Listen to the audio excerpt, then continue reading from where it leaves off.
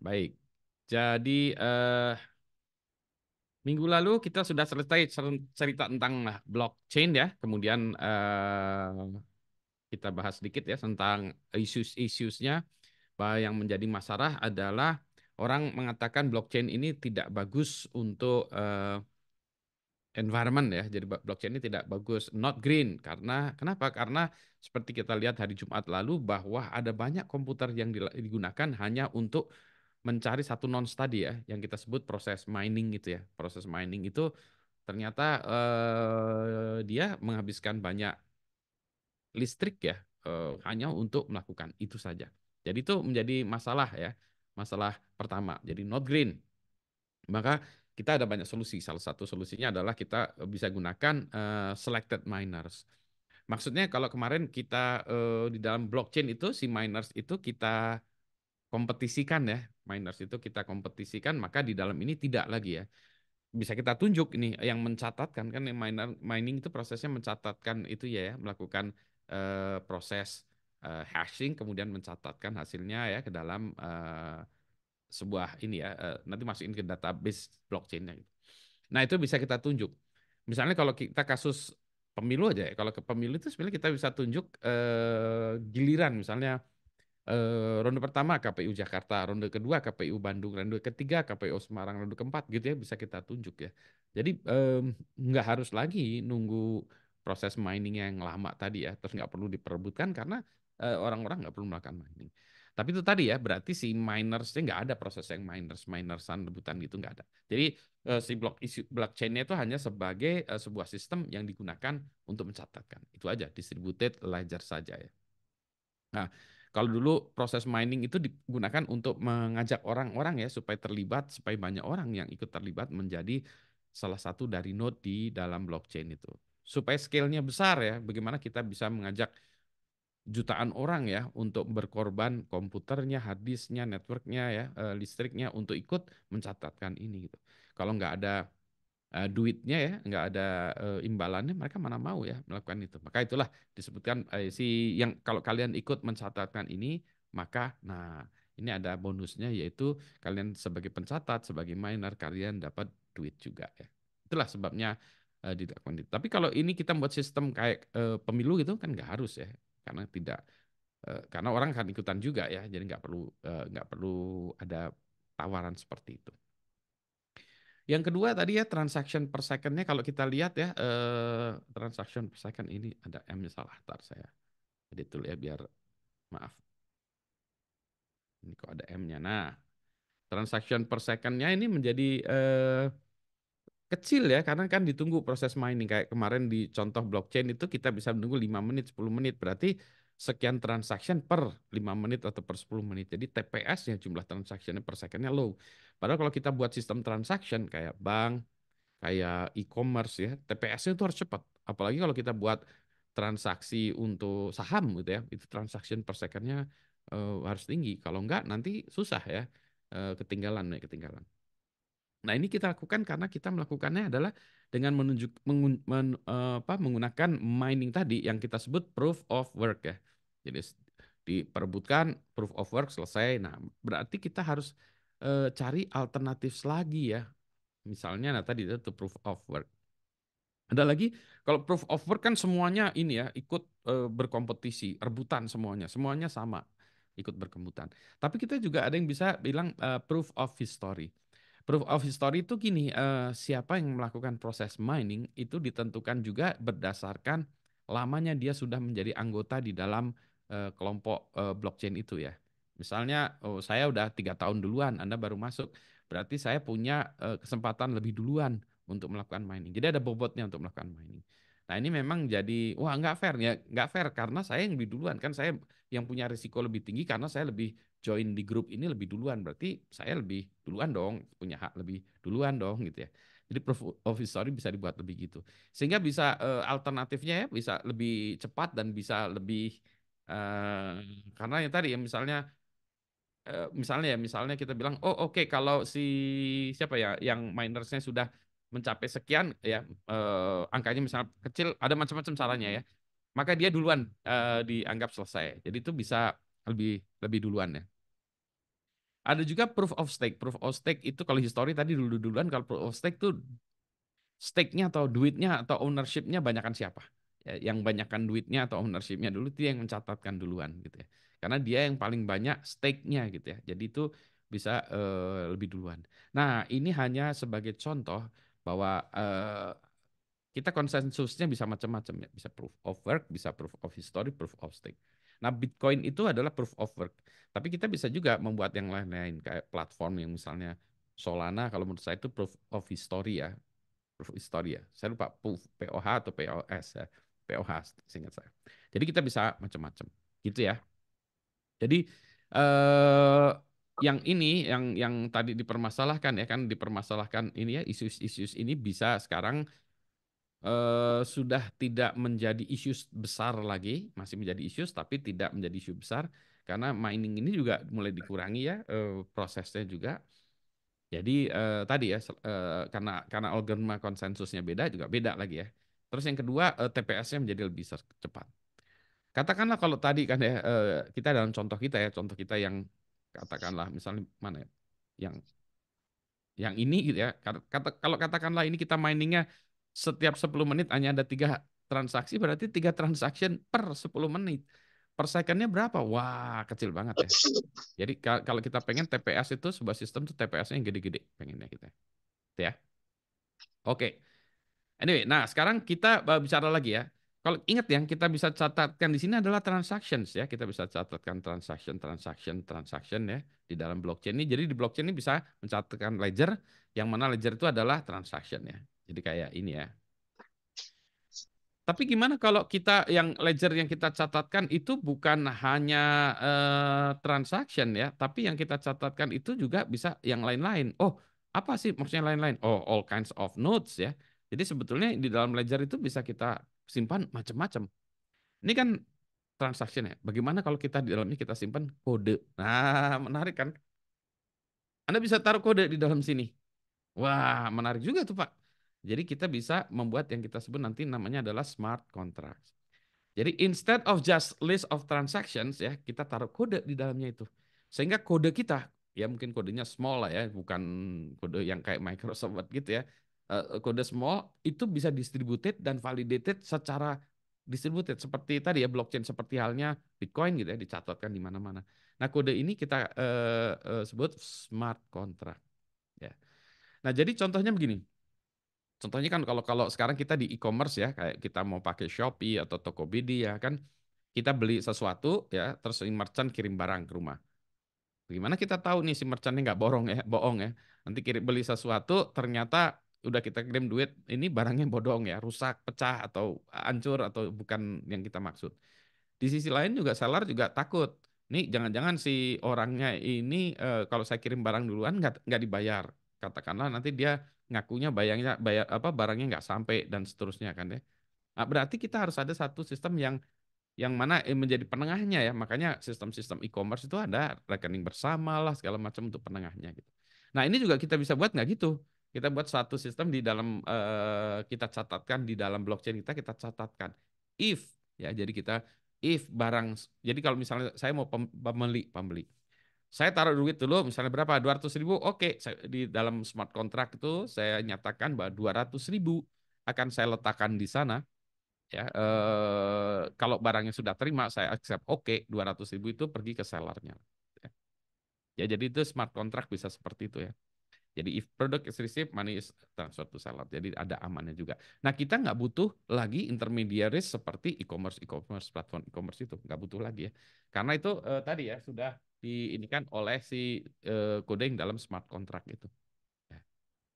Jadi kita kirim kodenya di situ. Jadi kodenya itu dibuatkan ada orang lah ya. Jadi penyedia jasanya itu gitu ya. Jadi ikutan jual beli blockchain gitu ya. Blockchain base jual beli gitu ya. Nah, itu siapa tahu Anda punya ini ya mulai membuat seperti itu nanti mengalahkan Tokopedia atau Shopee gitu ya. Terus ada juga Kickstarter. Nah, Kickstarter kalau ada yang belum tahu tuh ya, Kickstarter itu adalah tempat untuk mendapatkan funding untuk produk yang kita mau develop ya.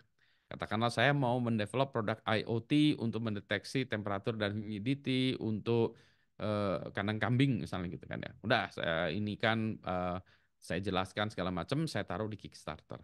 Saya membutuhkan funding untuk 250 juta misalnya itu, saya taruh di situ. Nanti yang mendapatkan funding mendapatkan apa ya, sorry, yang mensupport saya, yang memberikan uang, yang memberikan funding tadi mendapatkan apa? Misalnya tadi ya, ada satu kambing dinamain dia, atau nanti kambingnya kita berikan kepada dia gitu ya, atau gimana lah ya. Nah, Kickstarter itu tempat seperti itu ya. Jadi kita masukkan ide kita, nanti orang-orang melakukan funding. Nah, dengan catatan tadi kita menetapkan goalnya ya. Goalnya adalah misalnya tercapai 250 juta, kalau nggak jadi duitnya dibalikin lagi. Gitu ya. Jadi ini supporters bisa naruh di smart contract juga kalau goalnya sudah tercapai, misalnya tadi fundingnya jumlahnya sudah tercukupi, produknya udah berhasil, ya bukan berhasil deliver ya, ada some kind of goal yang kita sepakati bersama, maka duitnya ditransfer kepada si pengembang ya produk tadi. Gitu. Nah ada banyak lagi ya yang kayak kayak gitu. Jadi smart contract ini sekarang menarik ya. Menarik karena kita bisa mengeksekusi kodenya itu di dalam lingkungan blockchain yang distributed tadi. Dan kode kita bisa validate ditaruh di itu ya di blockchainnya tadi.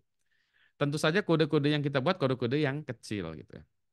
Nah, itulah sebabnya mulailah muncul platform-platform yang bagusan untuk ini ya. Sebagai contoh Ethereum ya, Ethereum kita bisa melihat kode di dalam Ethereum. Nah, kita ada apa namanya programming language-nya, Solidity misalnya. Jadi nanti Anda harus belajar lagi coding bahasanya ya, Ki ya. Nggak terlalu susah, mirip-mirip JavaScript gitulah ya. Mirip-mirip TypeScript.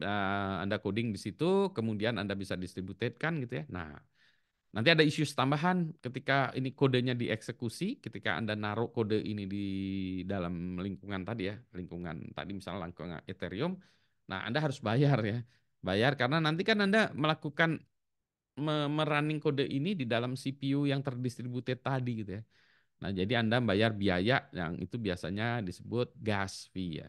Gas itu kayak gas, kayak bensin ya, jadi bayar biaya minyaknya ya atau biaya bensin untuk ini. Nah, problemnya adalah sekarang berapa biaya untuk running kontrak kita yang sederhana gitu ya. Untuk melakukan kontrak yang sederhana, ternyata gas fee-nya sekarang bervariasi dan cukup mahal.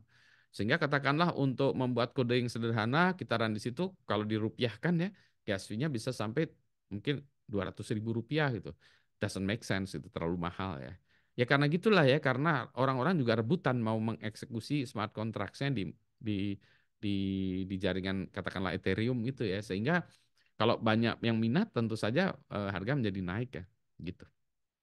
Nah, maka orang lari ke network-network yang lain supaya ketika mengeksekusi smart contract atau orang-orang bilang gas fee-nya itu lebih rendah sehingga bisa lebih murah. Nah, itulah dia. Kalau kita lihat janji ya, ingatlah janji blockchain itu kan ya bahwa dia satu distributed tidak ada yang menguasai kode, tidak ada yang menguasai sistemnya ya. Yang kedua tadi distributed kan ya. Yang kedua transaksinya menjadi lebih cepat. Nah, TPS-nya tadi harus lebih cepat ya. Dan itu mulai dilakukan oleh yang lain-lain sudah banyak yang mulai cepat-cepat. Yang ketiga adalah biayanya murah ya. Nah, ini yang biaya yang murah inilah yang gas fee-nya itu yang dikejar gitu ya. Ya jadi itu. Nah, dan sekarang tinggal milih itu aja platformnya tuh ya untuk mendevelop ini yang mana banyak membernya, banyak orangnya, gas fee-nya murah gitu ya. Itu jadi itulah yang kenapa sekarang tidak hanya ada satu platform saja. Ya. Opportunities tentu aja banyak ya, tetapi kita harus memikirkan bahwa tidak semua bisnis proses itu decentralized ya. Eh, sorry, bukan decentralized, distributed nih, distributed ya. Jadi tidak semuanya distributed ya. Jadi tidak semua sistem distributed. Kalau misalnya saya ya pengen mengelola semuanya, mengangkangi semua proses ini, memiliki semua, maka itu tidak blockchainable. Ya maksudnya saya pengen ini semua orang tidak boleh tahu biar saya yang berkuasa gitu kan ya, ada gitu-gitu kan ya. Layanan seperti itu tidak blockchainable. Jadi yang kayak gitu tidak blockchain. Nggak usah di blockchain kan gitu ya. Kalau kita udah kuat, udah jagoan, nggak usah blockchain. Kenapa harus blockchainan gitu ya. Jadi eh, terus yang kedua adalah kalau kita blockchain itu no trust ya. Kalau kita tidak percaya pada satu entity yang mengelola, tetapi kita ingin semuanya bersama-sama kayak tadi ya, jual beli ya seller buyer. Nah itu kita baru cocok blockchain. Kalau kalau semuanya ada satu orang yang dipercaya atau satu entity dipercaya, maka nggak perlu blockchain. Nah, contoh nih yang misalnya Bank Indonesia akan menerbitkan digital money, uang digital ya. Jadi seperti rupiah tapi bentuknya digital gitu. Nah, apakah itu perlu blockchain? Menurut saya tidak. Karena apa? Karena yang menerbitkan Bank Indonesia. Dia sendiri yang berkuasa Bank Indonesia, yang punya hak Bank Indonesia. Jadi kalau dia tidak blockchainable menurut saya, tidak harus blockchainable.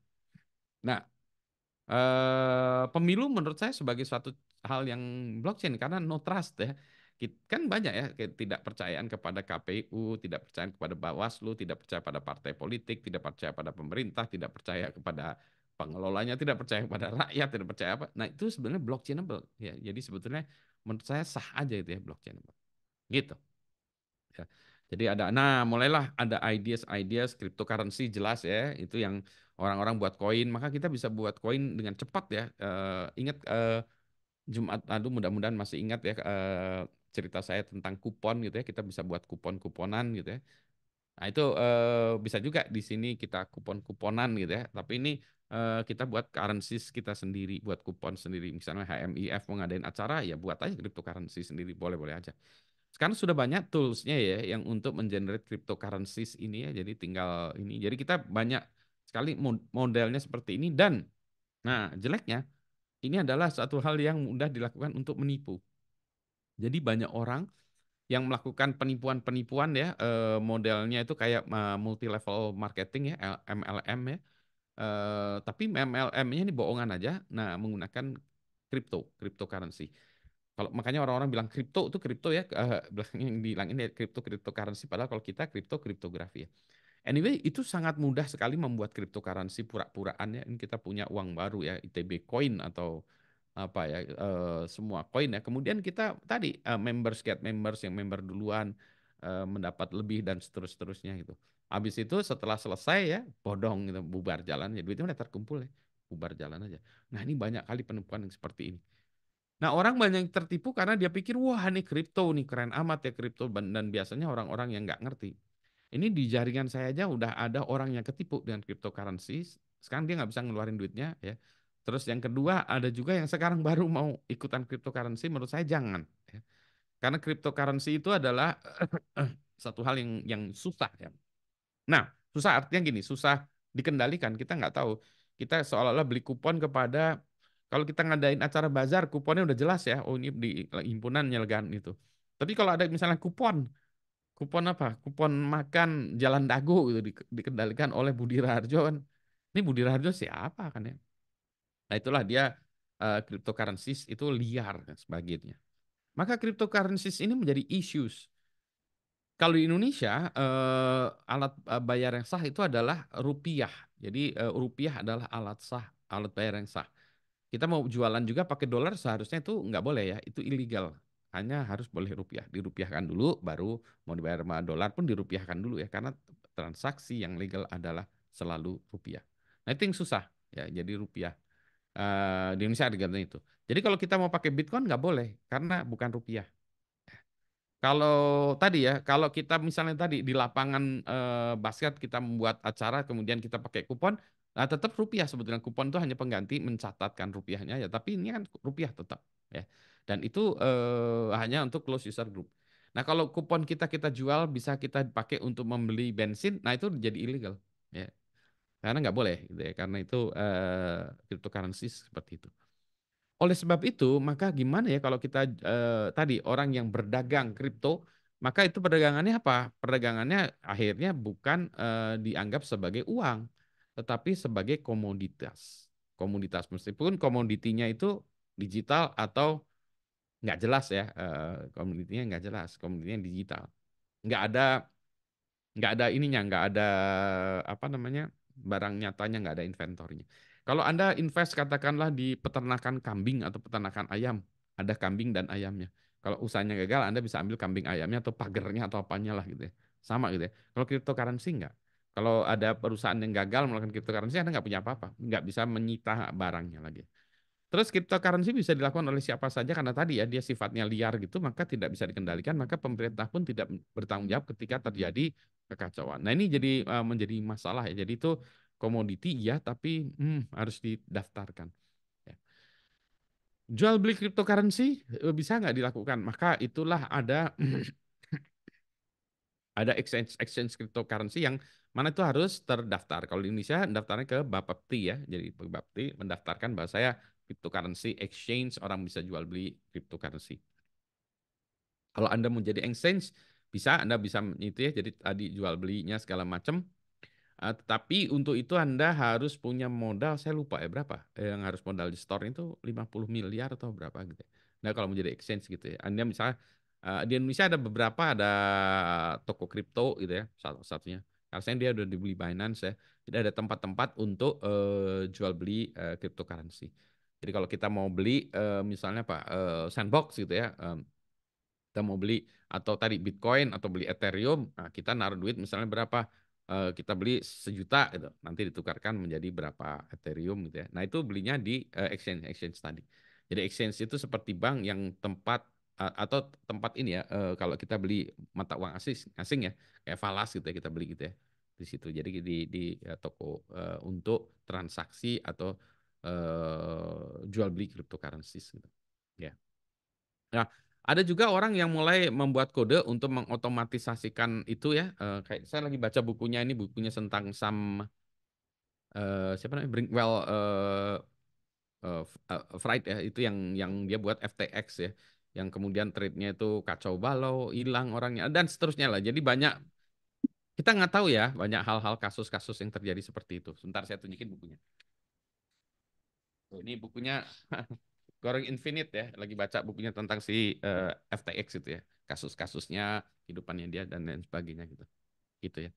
Jadi kalau saya ikuti juga Warren Buffett yang dia investor yang ya jagoan investor dunia ya, kelas dunia, dan partnernya juga dia tidak mau invest di cryptocurrencies ya. Saya juga termasuk yang tidak demikian ya. Jadi kalau bagi saya cryptocurrency itu bukan komoditas ya, bukan komoditas. Jadi jangan kita jual beli kupon. Cryptocurrency itu bagi saya solusi sebagai alat bayar, tapi sayangnya nggak boleh gitu. Tapi bagi saya itu solusi alat bayar ya, digital currency. Maka kalau ada digital currency buatan BI yang bisa memecahkan masalah saya tadi ya jual beli secara murah, maka saya nggak perlu cryptocurrency lagi. Contoh, saya kan punya toko musik digital gitu ya. Jual beli toko musik digital kan, saya mau jualan 1 lagu ya bisa di-download. Berapa bayar download 1 lagu? Coba. Dulu saya waktu masih punya toko fisik di Blitz Megaplex itu ya 1 lagu antara 5.000 sampai 10.000 1 lagu. Nah itu menurut saya masih kemahalan ya 1 lagu 5.000 sampai 10.000. Willingness to pay seseorang untuk beli 1 lagu ngedownload 1 lagu itu antara 1.000 sampai 5.000 dengan condong ke arah 1.000. Jadi kalau 1.000 perak tuh orang masih oke. Ngedownload lagu 1.000 perak oke. 5.000 udah kerasa mahal ya. Jadi nah itu dia. Kalau misalnya Anda mau download lagu di tempat saya 1.000 perak 1 lagu, terus gimana bayarnya gitu kan deh.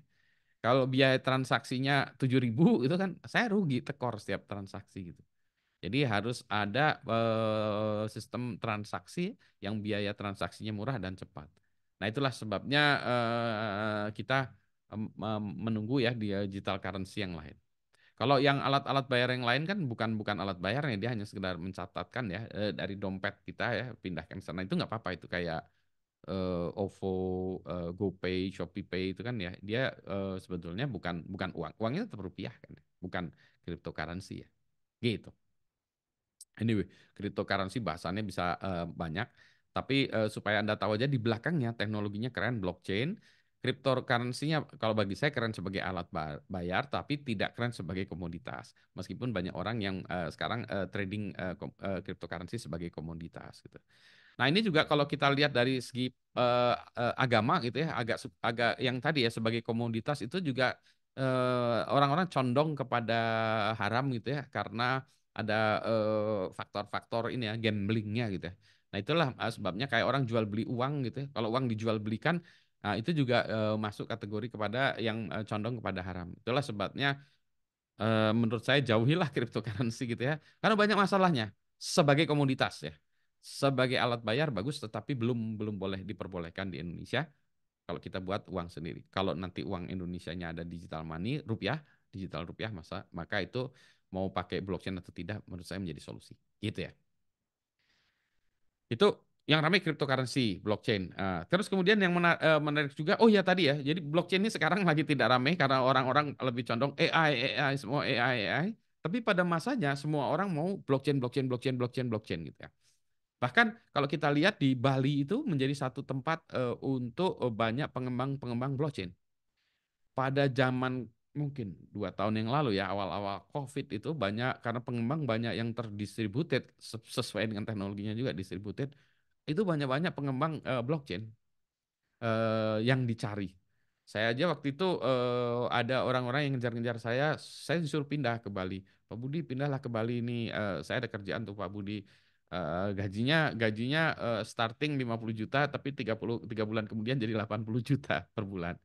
Asik kan ya gajinya gede juga gitu ya. Cuma ya gitu tadi ya saya nggak mau ya. Saya malas saja pindah ke Bali terus banyak kerjaan saya yang lain ya duitnya gede tapi itu. Tolong dong cariin yang lain-lain yang junior juga nggak apa-apa. Tapi kalau junior mungkin gajinya belum sampai 50 juta 80 juta dulu ya. Tapi bisa cepat ya karena dibutuhkan banyak gitu ya. Jadi gajinya gede-gede dulu. Sekarang nggak tahu ya setelah zamannya AI mungkin AI programmer lebih banyak dicari. Atau jangan-jangan dengan Copilot AI programmer malah nggak dibutuhkan. Nanti mahasiswa IF bubar jalan nih ya, dikalahkan sama himpunan Copilot ya. Oke ya, jadi balik lagi.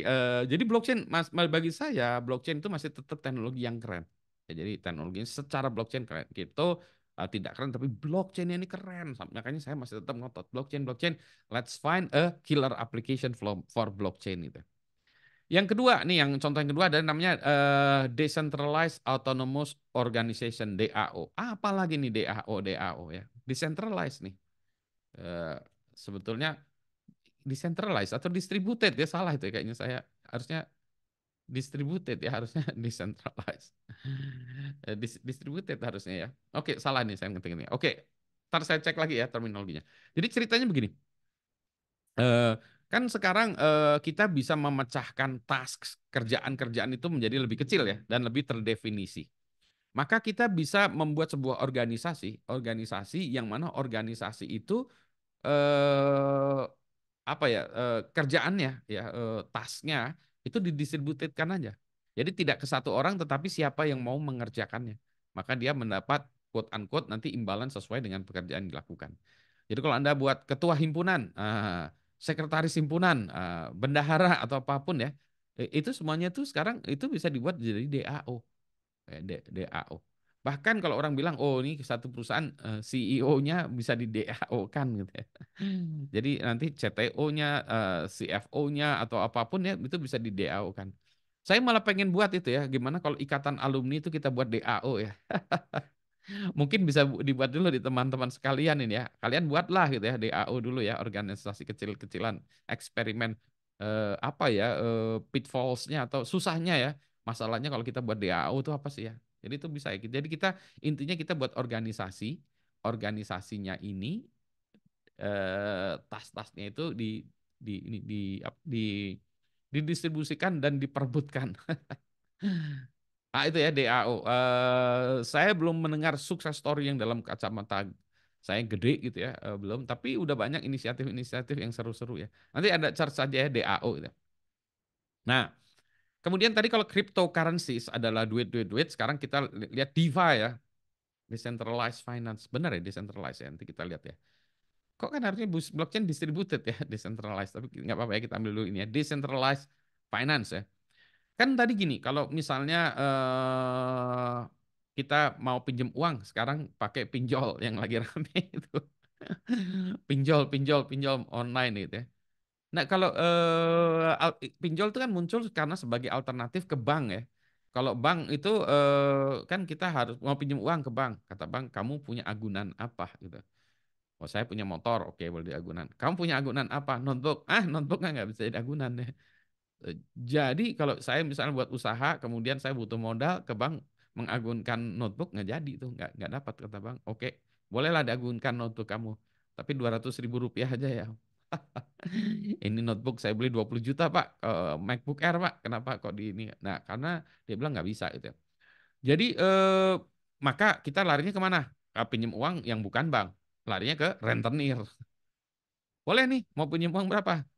50 juta nih untuk membuat start a company, butuh ini, beli ini 50 juta. Oke. Tapi ininya eh, bunganya 30% ya. Bunga berbunga pula gitu ya. Jadi di akhir tahun nggak tahu tuh udah berapa ya uang utang kita ya. Jadi nah itu. Nah, satu lagi sekarang adalah dengan tadi ya, DeFi ini.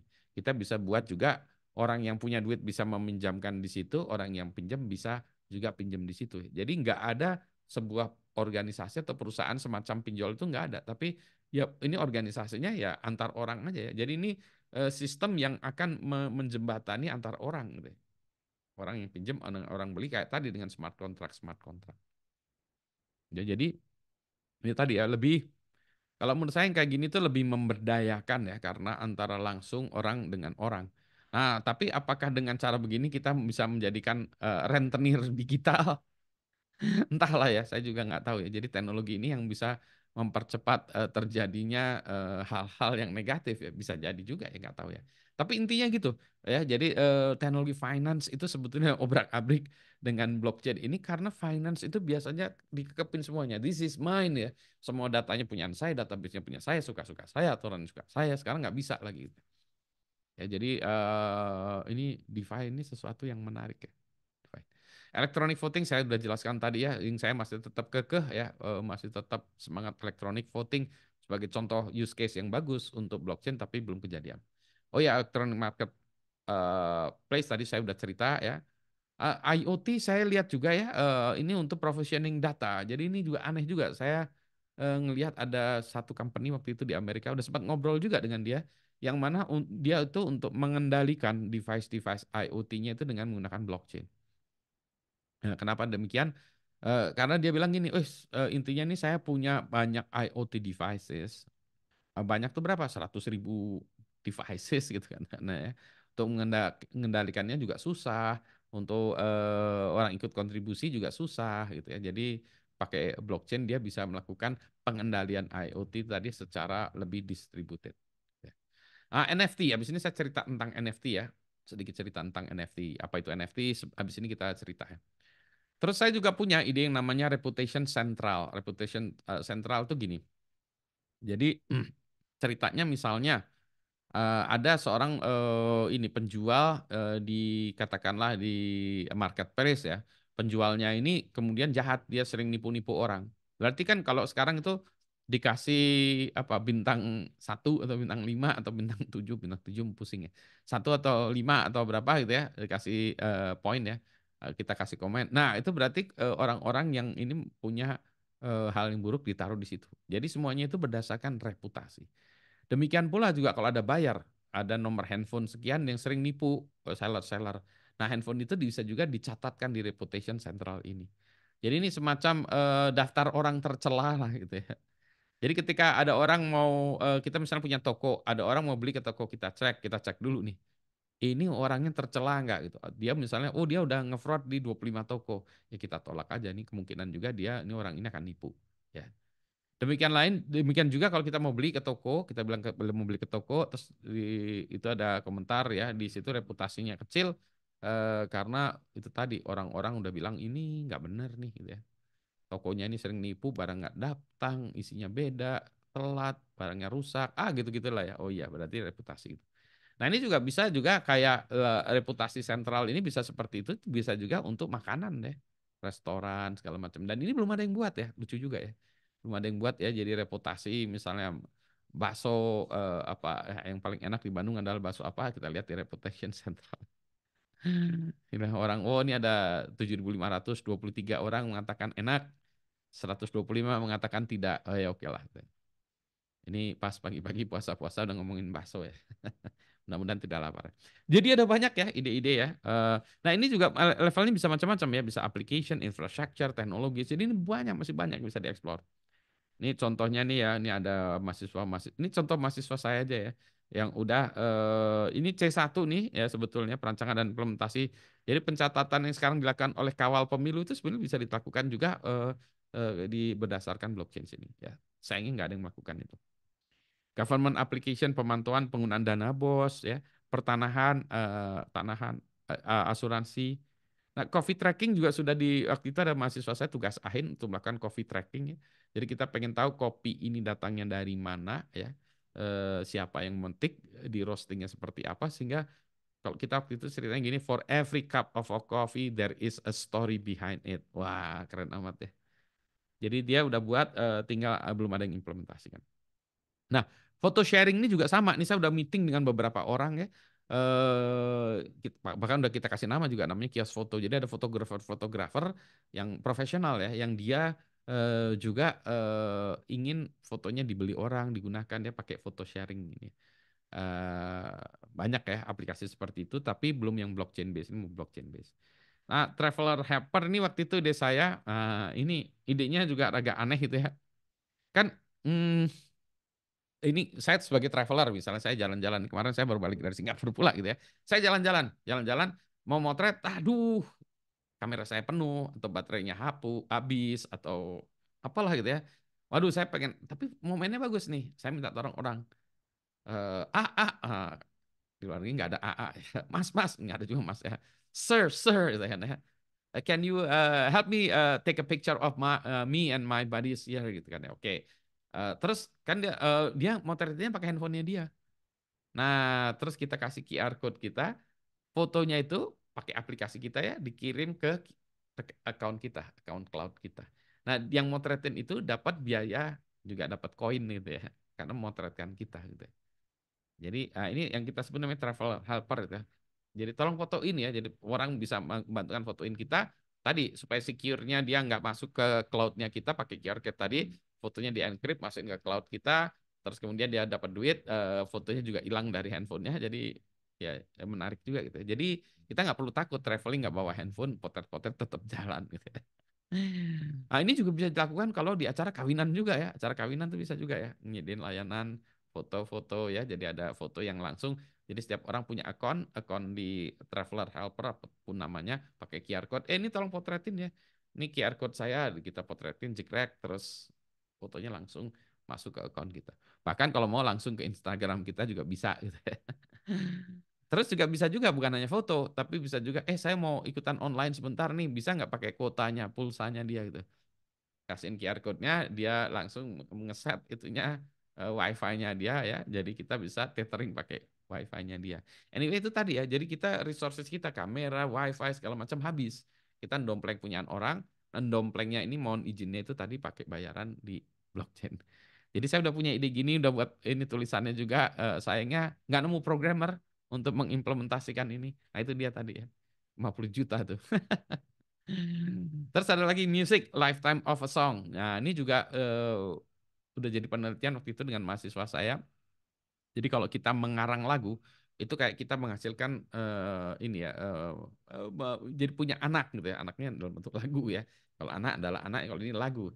Nah lagunya itu bisa dimainkan orang, bisa dipublish di sana, di sini. Nah itu lagu itu punya kehidupan sendiri ya.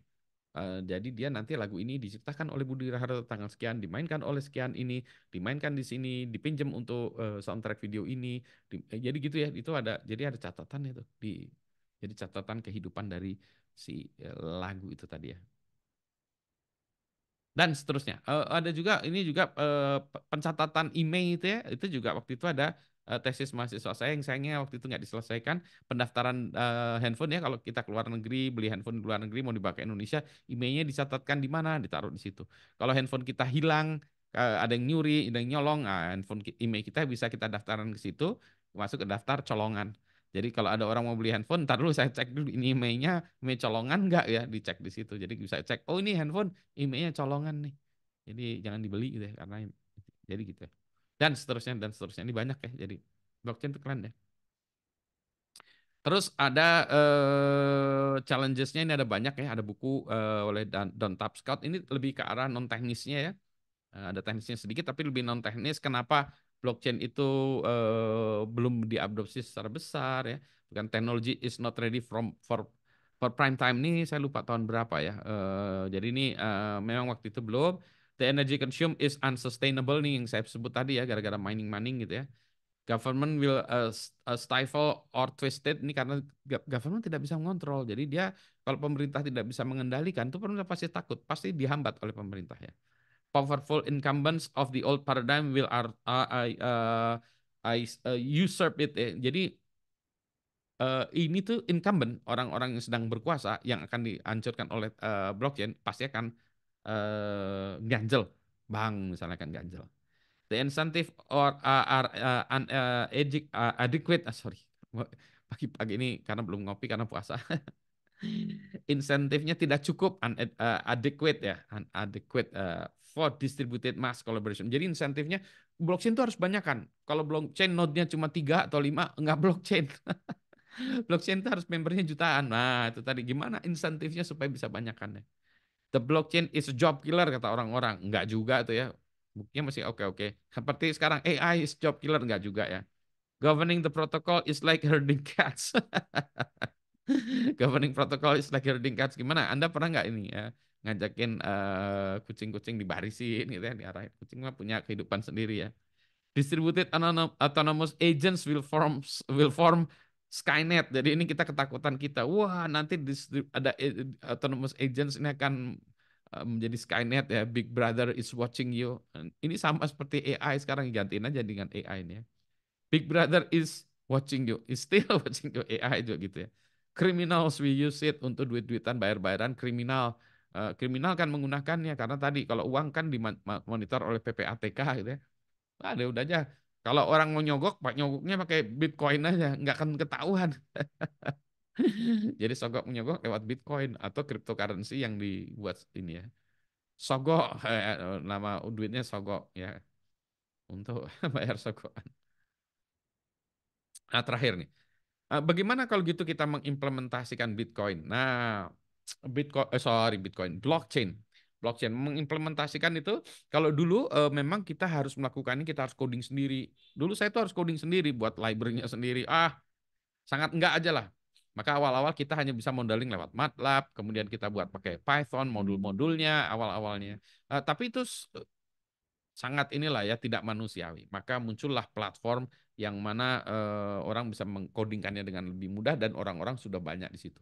Yang dua platform yang terkenal adalah yang pertama Ethereum ya. Ethereum ini menjadi satu platform yang karena membernya sudah besar, maka orang-orang ikutan di Ethereum itu ya. Nah, kita bisa ikutan Ethereum. Nah, Ethereum duitnya cryptocurrency namanya Ether ya. Jadi kita bisa jual beli Ether juga sebetulnya gitu ya. Dan kalau kita nanti ingin menjalankan kode kita di Ethereum, kita harus bayar pakai Ether tadi ya. Untuk gas fee-nya tadi ya, duit biaya bensinnya atau biaya minyaknya itu tadi pakai Ether, kita harus beli Ether. Sayangnya Ether ini mahal, jadi ya Ether mahal dan harganya berfluktuasi juga. Saya juga nggak tahu Ether ini saya punya nggak, saya lupa nih. Udah lama saya nggak ngecek uang kripto saya.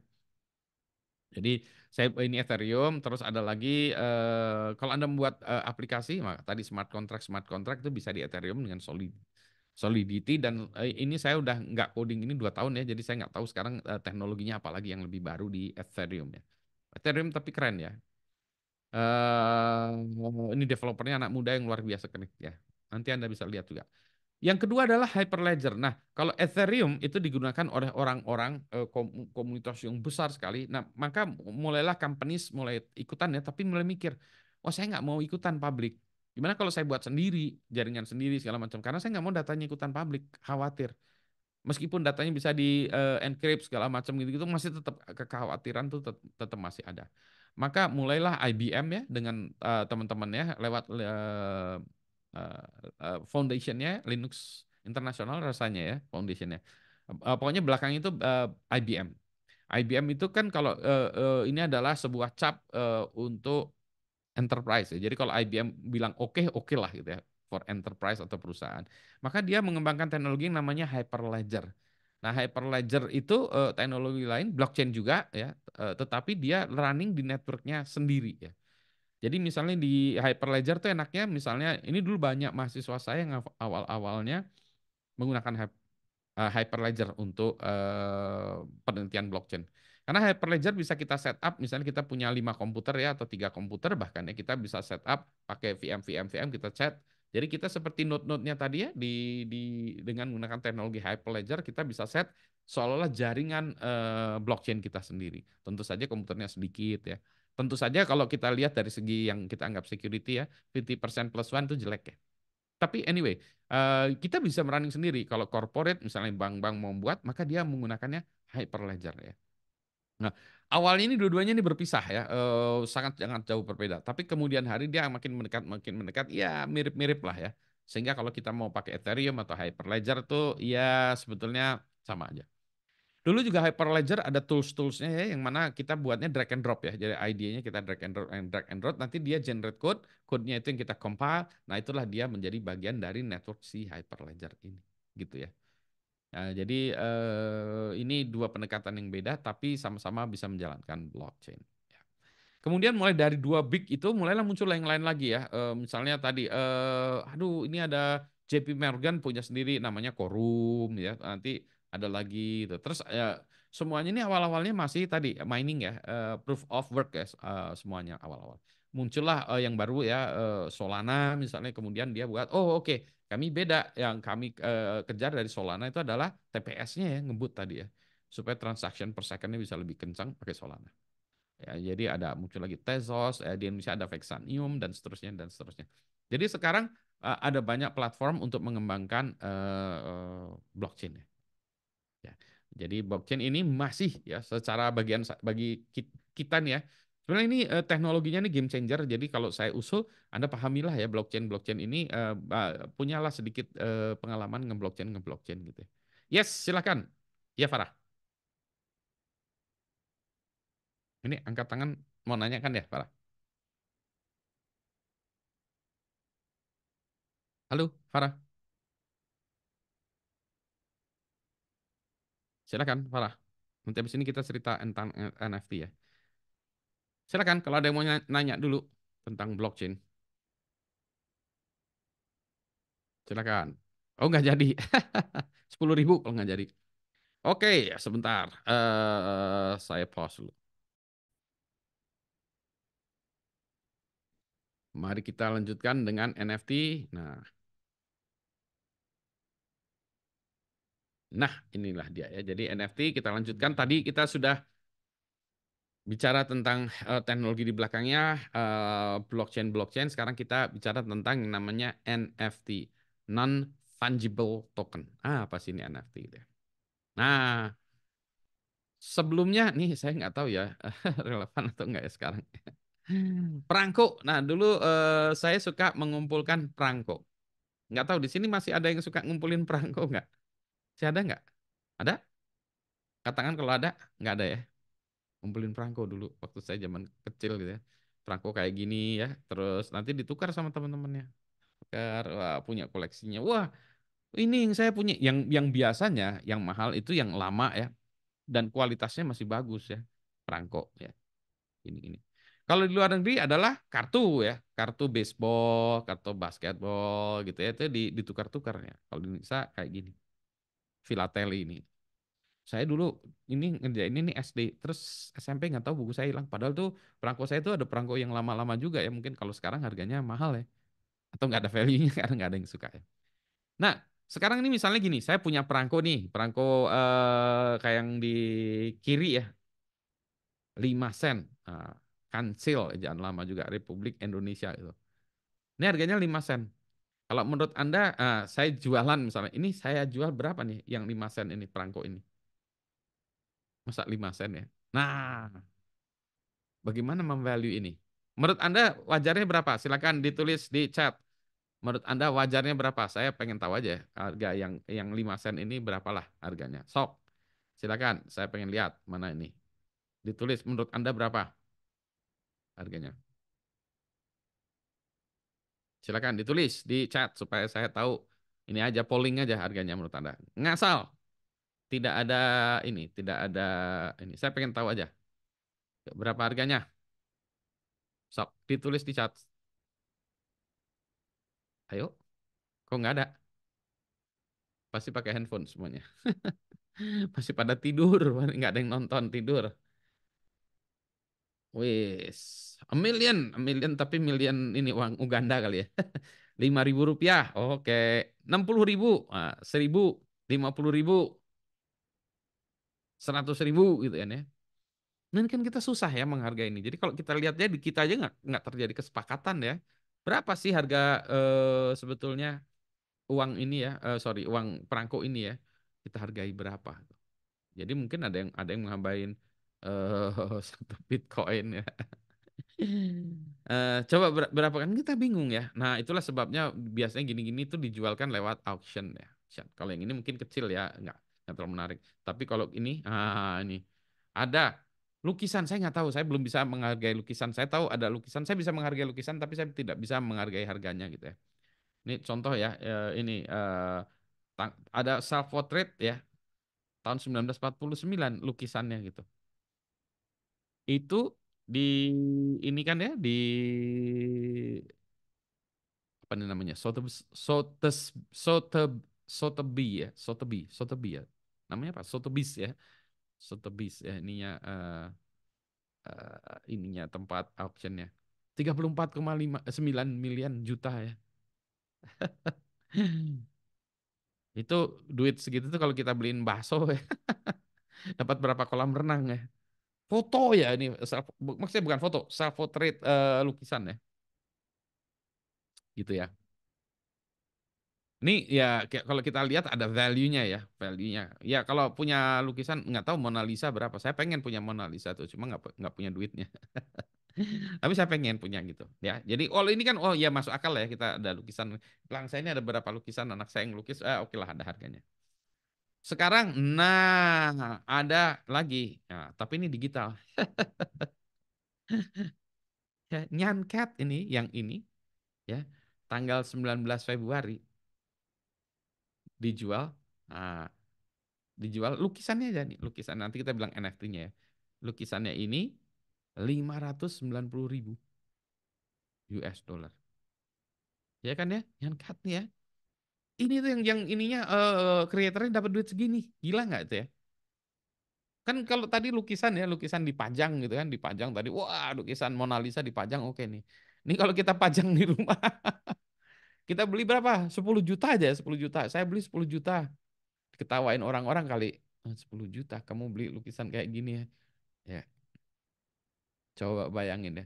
Ini digital pula ya, nggak ada bukan print out ya digital. I own this itu.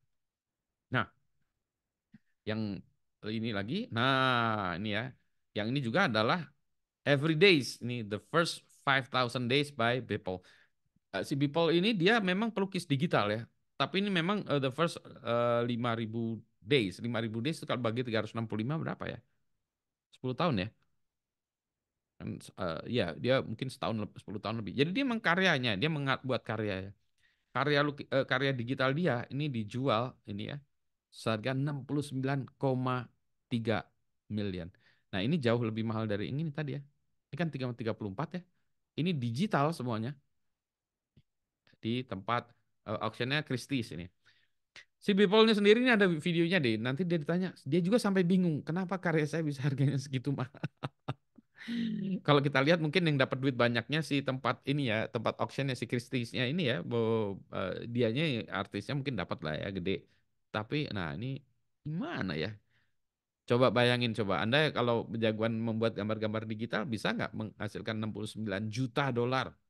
Jutanya juga dolar loh, 69 juta dolar gitu kan ya. US dollar.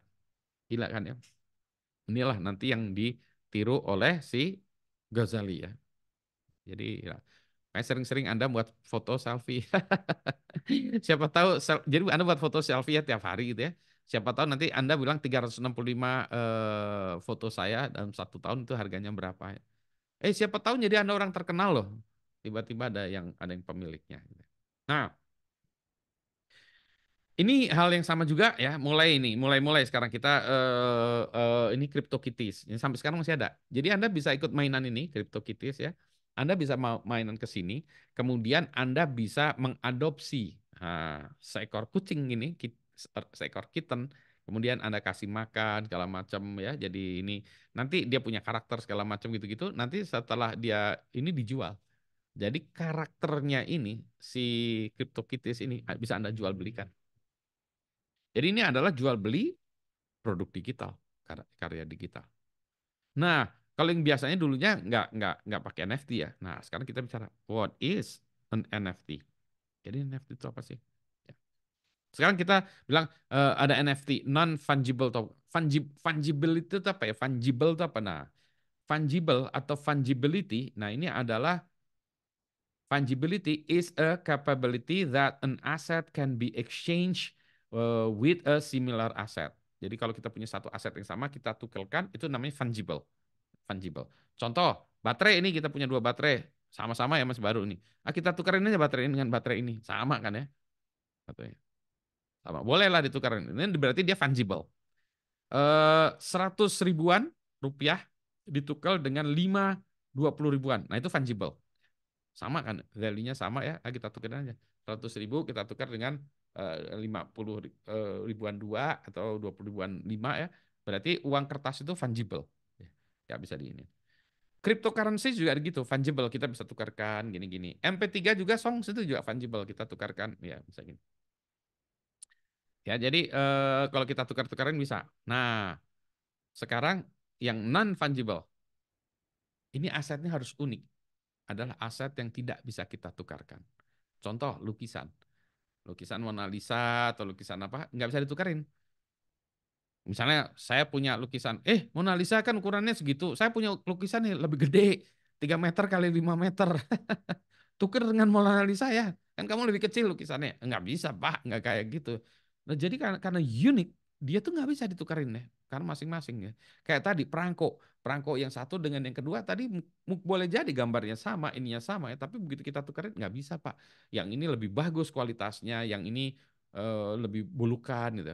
Atau yang ini lebih dipakai, dicap segala macam. Jadi dia punya histori, yang ini keluar dari kantor pos, dia belum punya histori, nggak bagus, harganya yang banyak lah hal yang punya histori misalnya gitu ya, entahlah ya. Jadi itu ya. Diamonds katanya juga gitu ya. Diamonds itu katanya potongannya beda-beda sehingga dia nggak akan sama, nggak ada diamond yang sama di seluruh dunia, itu pasti diamond beda-beda dan setiap harganya beda-beda gitu. Land titles itu tanah juga sama ya, tanah di sini mungkin 1 hektar harganya nggak tahu satu satu hektar berapa ya. Misalnya di sini 1 miliar, di sana 10 juta, beda-beda. Sama-sama 1 hektar, tapi beda ya nggak bisa. Baseball cards kalau di luar negeri ya, baseball cards, perangko tadi. Ya, jadi ini juga ya. Jadi itu benda-benda yang non fungible ya. Things that have serial numbers umumnya gitu ya. Jadi kalau ada serial number. Nah, sekarang digital arts.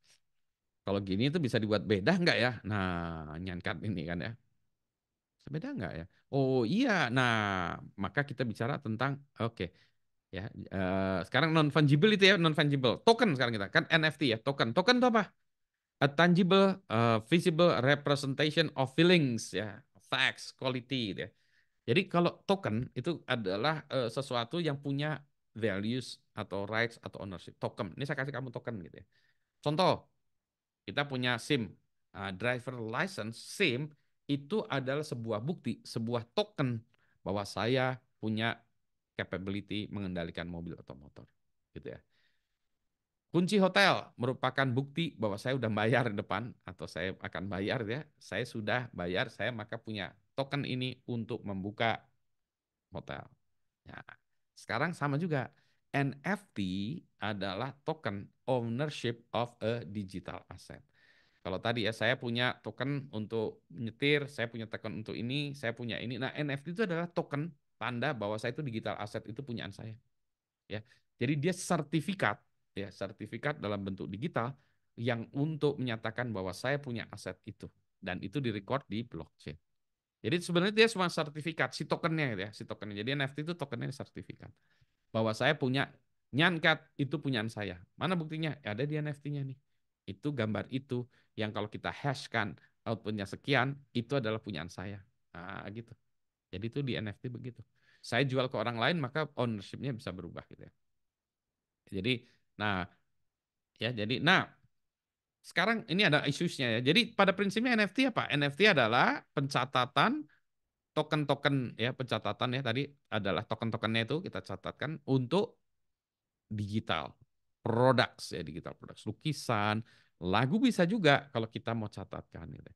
Nah, sekarang untuk menjadi artis nih ya. Jadi kalau kita artis gimana? Ah, mulailah kita belajar gimana kalau lukisan kita catatkan ownership. Jadi catatkan ownership-nya itu di dalam NFT. Jadi misalnya saya gambar ya, ini kuliah saya juga bisa saya NFT kan.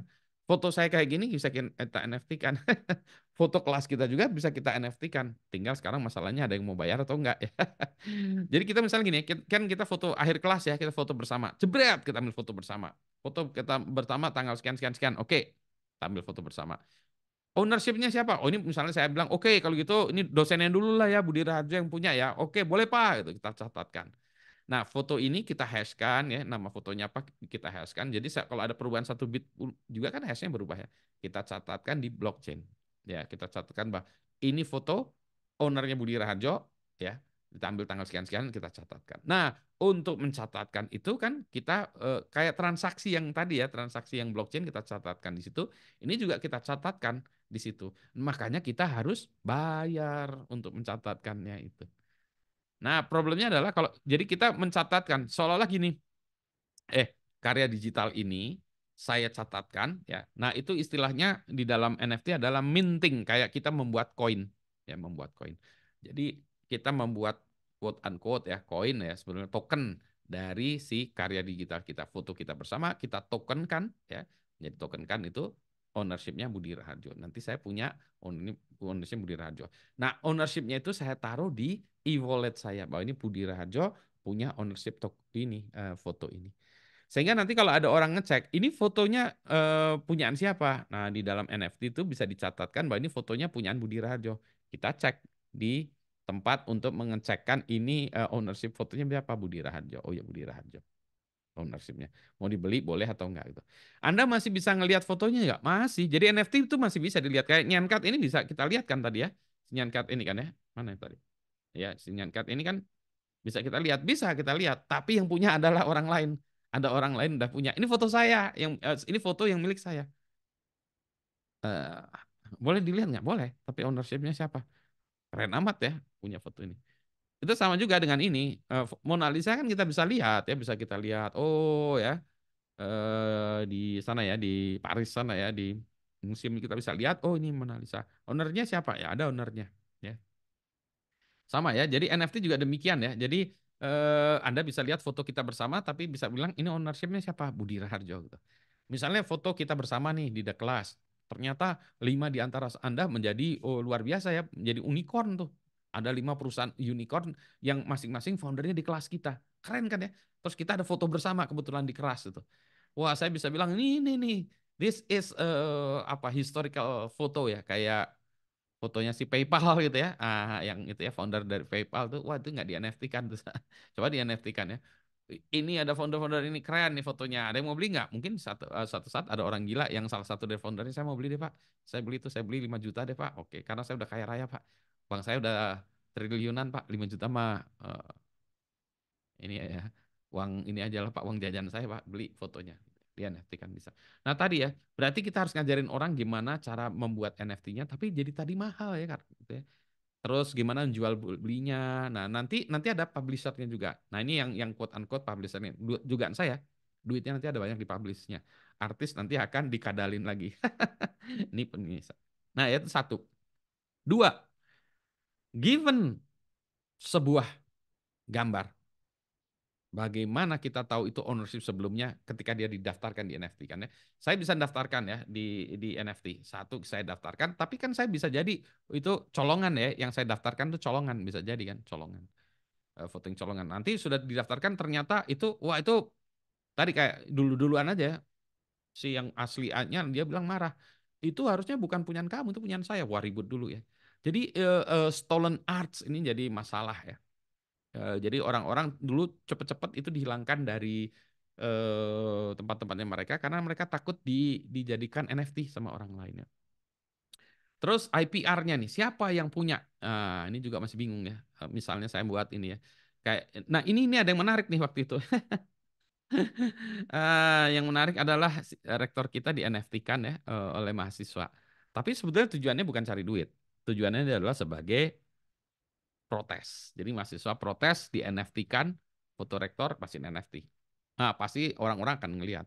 Kalau yang beli mungkin nggak ada.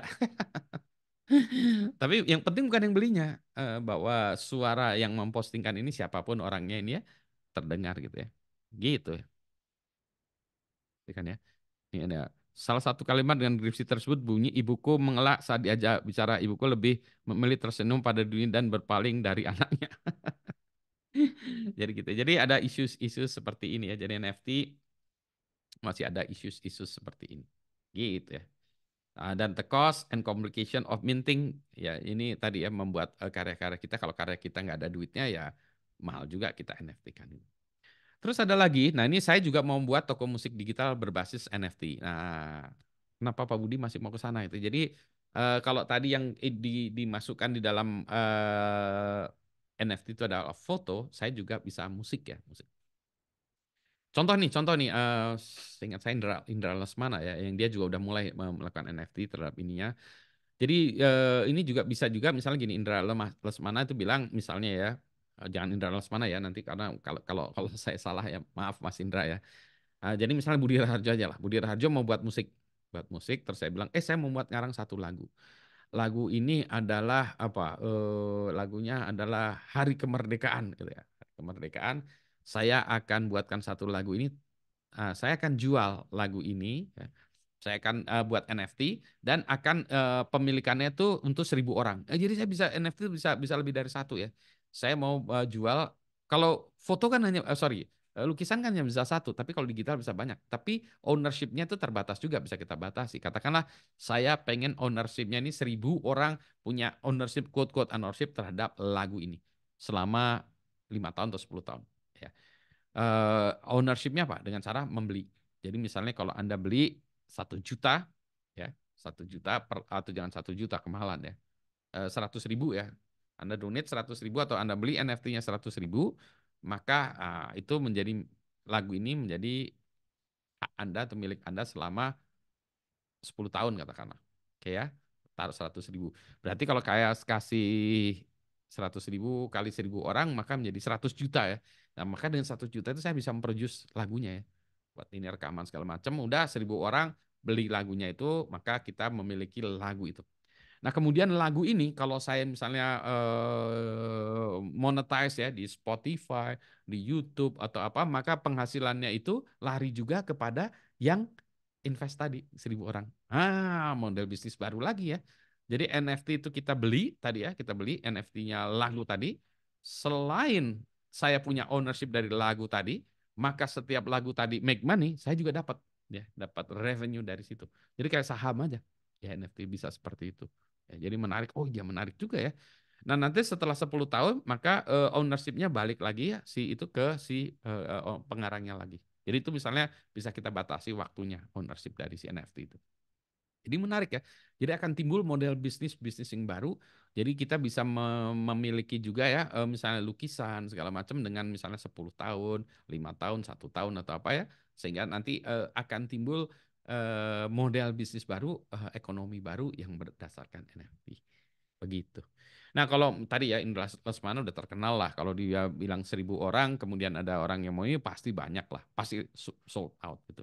Ada lagi yang lain yang kalau Budi Raharjo belum tentu. Makanya saya mau buat toko musik digital saya itu berbasis itu adalah untuk band-band yang indie ya, yang belum dikenal-kenal, tetapi mungkin dia juga punya grupnya, punya followernya juga ya. Ya ada satu band kecil di Bandung misalnya dia punya follower 300 orang, 300 orangnya itulah ya yang akan mensponsori NFT-nya ini juga gitu ya. Kemudian orang juga bisa beli ya NFT-nya ini, bisa dengerin tapi dia kalau dengerin maka yang pemilik quote unquote yang tadi ikut kontribusi itu dapat duitnya juga ya dari monetizing dari si lagunya itu. Aneh ya. Nah itu infrastruktur untuk mencatatkan segala macam itu yang belum ada. Jadi harus ada buatan aplikasinya, infrastruktur untuk melakukan itu semua. Ada kompleks ya. Tapi menurut saya kan bisa kan karena kalau bisnis prosesnya udah jelas kan ya, tinggal dikodingkan saja menurut saya. Gitu ya. Jadi inilah tentang NFT nanti ada macam-macam ya. Gitu ya. Demikianlah tentang NFT. Silahkan kalau ada yang mau tanya. Sebentar saya stop dulu.